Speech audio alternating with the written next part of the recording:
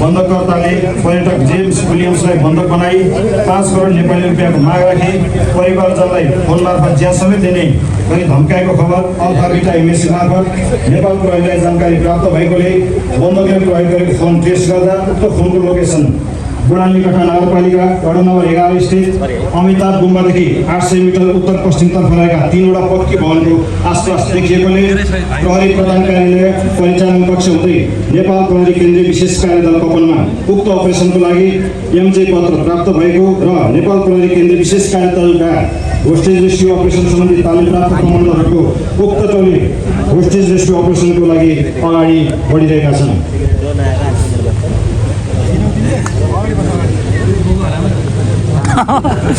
यहाँ बन्दकर्ताले पाइली निगरानी गर्नको लागि भवनको मुख्य द्वारमा सेन्ट्री राखेको देख्न सकिन्छ। बिल्डिङको पूर्वतर्फको अग्लो 3 तले भवनमा 2 जना कमान्डो स्नाइपरहरू आफ्नो पोजिसन लिइसकेका छन् र उनीहरूले आफ्नो पोजिसन रातो झण्डा देखाई जाहेर गरेका छन्। साथीहरु कहाँ छन्? त्यो माथि रातो झण्डा माथि। यसै क्रममा पदयात्रीले बन्दक बनाइरहेको स्ट्यान्डबाट कोही भाग्न उम्कन नसक्ने गरी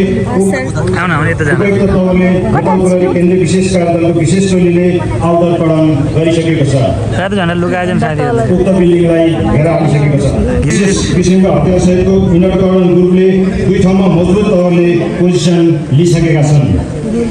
साइलेन्ट एन्ड सरप्राइज इन्फर्मेसन गर्नको लागि स्नाइपरद्वारा सेन्ट्री साइलेन्स गरेको यहाँ देख्न सकिन्छ। एसएल ग्रुप 1 का 6 जना कमान्डो ब्यालिस्टिक सिलको प्रोटेक्सनमा मुख्य भवनको उत्तरतर्फबाट एन्ट्री गर्नको लागि फिल्ड प्रोग्रेसन गर्दै मुख्य भवन नजिक पुगिरहेका छन्। यसमा रिले बाउन्डको ट्याक्टिक्स प्रयोग गरिएको छ।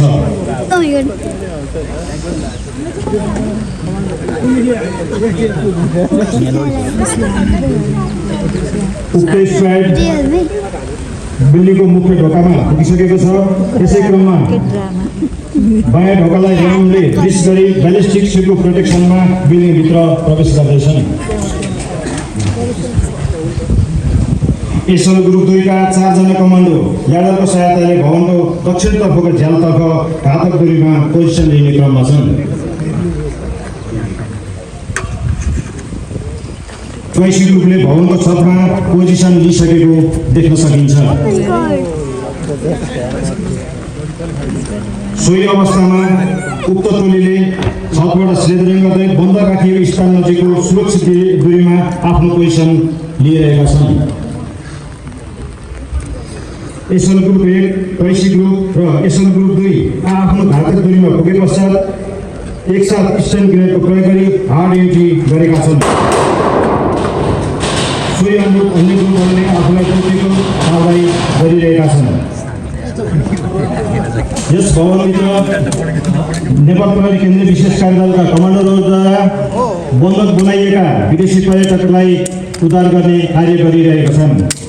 साथै बन्दकर्तालाई आफ्नो नियन्त्रणमा लिएका छन्।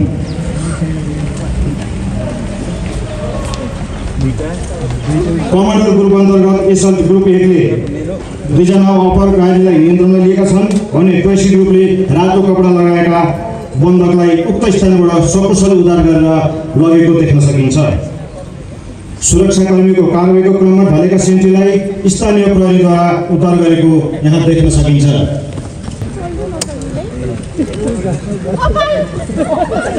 आवश्यक अनुसन्धानका लागि सुरक्षित साथ सबैलाई जिल्ला प्रहरी परिसर काठमाडौँ लगिनेछ।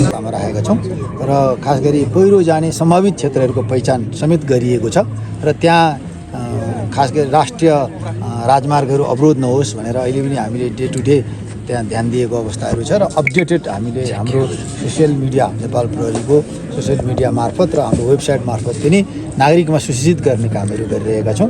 यहाँहरूले अहिले भर्खर पनि देखिहाल्नुभयो हामीसँग खास गरी बाढी पहिरो त्यसै गरी कोल्याप्स्ड स्ट्रक्चरहरूको चाहिँ सपोर्ट तुरुन्तै रेस्क्यु गर्ने इक्विपमेन्ट्सका कुराहरूदेखि लिएर टिमदेखि लिएर फायर केही भएर आगो लाग्यो भने त्यस्तो अवस्थामा हाम्रो प्रहरी उद्धार टोलीले कसरी सम्बन्धित त्यस्तो अवस्थाका भिक्टिमहरूलाई रेस्क्यु गरेर कमभन्दा कम क्षति हुन दिने र तुरुन्तका तुरुन्त उहाँहरूलाई चाहिँ एउटा चाहिँ सुरक्षित बनाउने भन्ने सन्दर्भमा नेपाल प्रहरी सङ्गठनले आफ्ना प्रहरी कर्मचारीहरूलाई सर्टेन हाम्रो इलाका प्रहरी चौकीसम्म चाहिँ यो यस्ता मौसमजन्य विपद आइपर्ने सम्भावित क्षेत्रहरूको पहिचान र सोको तयारी र सोको लागि चाहिने जुन आवश्यक सामग्रीहरू तयारी अवस्थामा राखेका छौँ र हाम्रो नेपाल प्रहरी सङ्गठनको प्रहरी कर्मचारीहरूलाई आवश्यक निर्देशन दिने तालिम दिने र सो बमोजिम तयारी राख्ने कामहरूलाई हामीले रेडी गरिसकेका अवस्थाहरू छ। अब विपद बडो अप्ठ्यारो पर्दैन भनेर नागरिक ढुक्क हुने अवस्था छ होइन? त्यसमा ढुक्क हुने अवस्था छ। आफू पनि सचेत हुनु म सबैमा अनुरोध पनि गर्छु र अहिले त खास गरी मौसम पूर्वानुमान जुन विभागले पनि केही समय अगाडि नै यस किसिमको एउटा चाहिँ सूचना सर्कुलेसन गरिरहेको अवस्था छ। सो आधारमा हामीले नेपाल प्रहरीका वेबसाइटबाट पनि नागरिकमा सूचित गराउने कामहरू निरन्तर गरिरहेका छौँ र तथापि अब आइपरेको विपदलाई त्यसबाट कमभन्दा कम क्षति हुन दिनलाई र जोखिम न्यूनीकरण गर्नलाई नेपाल प्रहरी आफ्ना सम्पूर्ण प्रहरी कर्मचारीहरूलाई स्ट्यान्ड बाई राखेको र कटिबद्धताका साथ 24 आवर नै प्रहरी परिचालनको व्यवस्था मिलाइएको छ। प्रदेशहरूमा पुगेको छ। हामीले जिल्ला तह चौकीसम्म पनि आवश्यकता अनुसारका न्यूनतम सामग्रीहरू उपलब्ध हुनुपर्छ भनेर हामी व्यवस्थापनमा लागेका छौँ। यसमा खास गरी स्थानीय तहहरूसँग पनि समन्वय गरिरहेको अवस्था छ।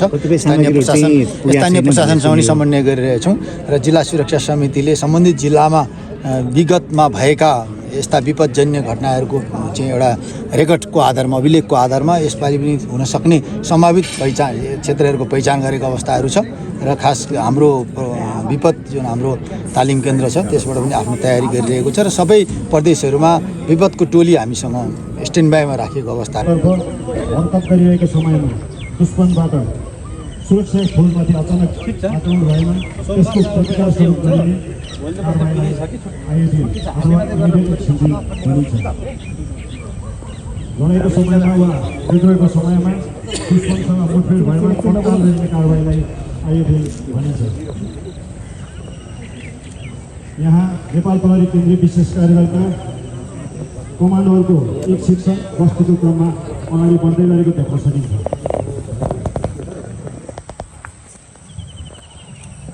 इमिडिएट एक्सन गर्ने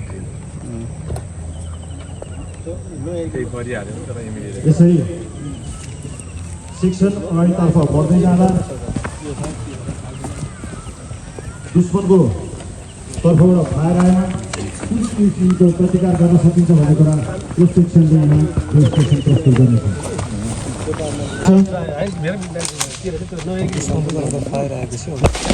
कमान्डरले जवाफी फायरिङ सुरु गर्नलाई आफ्नो सेक्सनलाई आदेश दिएको छ।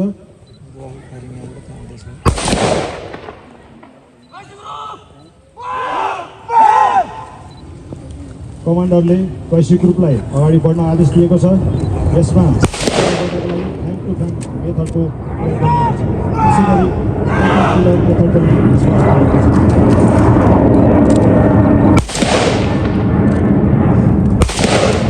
प्रति कारवाही गर्नको लागि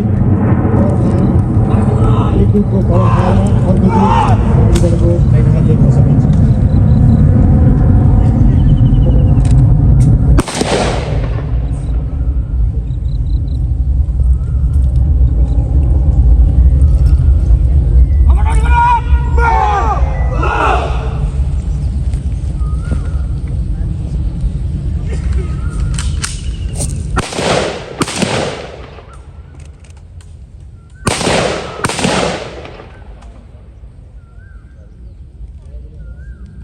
आइएडिएलमा अगाडि बढ्न प्रयोग गरेको युनिटलाई क्याटरपिलर गर्न आदेश दिएर अगाडि बढाएको यहाँ देख्न सकिन्छ। यही आएर आइएडिएलको कारबाही समाप्त भएको बिहार सादर जाहेर गर्दछु। 9mm USP र 9mm इन्डिकेटर 2 नम्बर सेलमा रहेको छ। 9mm SM0 7.62mm SLR blind खोलजोड 3 number सेलमा रहेको छ।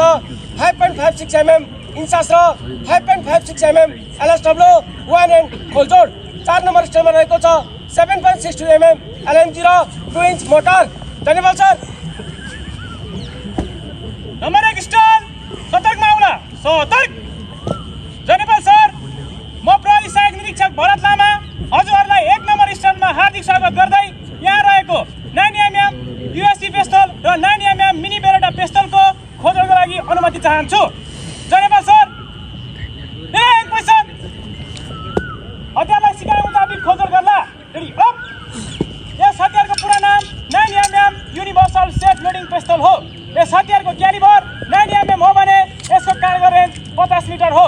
यस हतियारको म्यागजिन क्षमता 15 राउन्ड हो भने यसलाई सन् 2004 मा जर्मनीको हेक्लर एन्ड कोच कम्पनीद्वारा निर्माण गरिएको हो। यस हतियारलाई 5 भागमा खोलिन्छ। Number 1 magazine group, number 2 body locking joint pin group, number 3 receiver group, number 4 barrel तथा स्प्रिङ ग्रुप र नम्बर 5 स्लाइड ग्रुप। यस हतियारलाई जोड्दा सुरुमा खोलेको भागलाई अन्तिममा र अन्तिममा खोलेको भागलाई सुरुमा जोड्नु। सोह्रमा हटाउन जानेको छ भने परिआएको खण्डमा आसानीका साथ काम हासिल गर्न सकिन्छ। यस हतियारको पुरा नाम 7.60mm सेल्फ लोडिङ राइफल हो। यस हतियारलाई सन् 1930 मा बेल्जियमका नागरिक डिजे सेफले बेलायतमा आविष्कार गरेका हुन्। यस हतियारको ब्यारलको लम्बाइ 21 इन्च, साइड रेडियस 21.7 इन्च र बिनेट सेटको पुरा लम्बाइ 55 इन्च हो। यस हतियारको सानो बटको लम्बाइ 44.35, मझौला बटको लम्बाइ 44.85 इन्च। यस हतियारलाई पनि अन्य त्यसरो 5 भागमा खोलिन्छ। नम्बर 1 म्यागजिन ग्रुप, नम्बर 2 बिनेट तथा सिलिङ group, number 3 piston extension group, number 4 gasoline group, number 5 body group. यो हतियारलाई जोड्दाखेरि सुरुमा खोलेको भाग र अन्तिममा खोलेको भागलाई सुरुमा जोड्नु पर्दछ। यो हतियार ससाना किला बुट्टाबाट बन्यो हुँदा हतियारलाई सिकाउन हामी खोल्न गर्ला। सिलसिलामा कुनै एक हातमा चोट लागेको छ र एक हातबाट खोला जोड्न जानेको छ भनेमा परिआएको खण्डमा आसानीका साथ काम हासिल गर्न सक्दछ। यस नेपालको राष्ट्रिय केन्द्रीय सूचना दलमा मद्दतले आगलागी नियन्त्रण गरेको यहाँ डेमोन्स्ट्रेसन उपस्थित भइरहेको